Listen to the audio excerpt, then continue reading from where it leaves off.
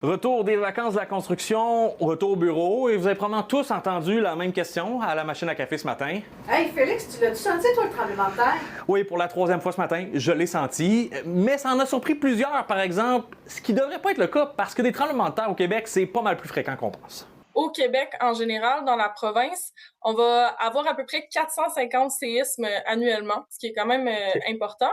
Puis de ça, il va y en avoir une trentaine à peu près de magnitude 3 et plus, puis qu'on va donc ressentir. Mais mettons, pour ceux qui n'ont pas eu cours de sciences dans les 15 dernières années, quand on parle de l'échelle de Richter, comment est-ce qu'on peut comprendre les chiffres là-dessus? À partir de magnitude 3, là, on va se mettre à ressentir le tremblement de terre. Et on dit souvent que le magnitude 5, ça va être notre seuil de dommage. Au Québec, on peut avoir un peu de tout dans cette échelle de magnitude-là. Les magnitudes 5 et plus qui vont faire des dommages, on en a à peu près 3 ou 10 ans.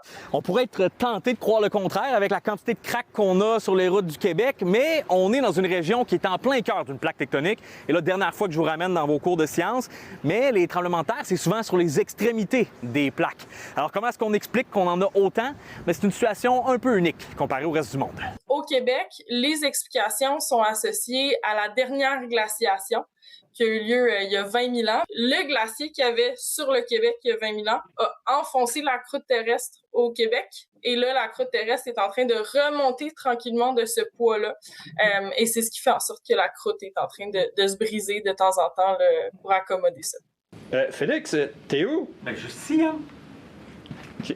Qu'est-ce que tu fais? Ben, toi, qu'est-ce que tu fais? Ça, c'est une des mesures de sécurité quand il y a un tremblement de terre. Puis d'après moi, hier, il n'y a pas grand monde, s'il était plus gros, qui savait quoi faire. C'est d'ailleurs la mission là, de l'organisme La Grande Secousse, dont Aube est la porte-parole. On recommande à tous de se baisser, s'abriter et s'agripper. C'est les 3 mots à retenir. Donc, on va en dessous d'une table, on se tient fort.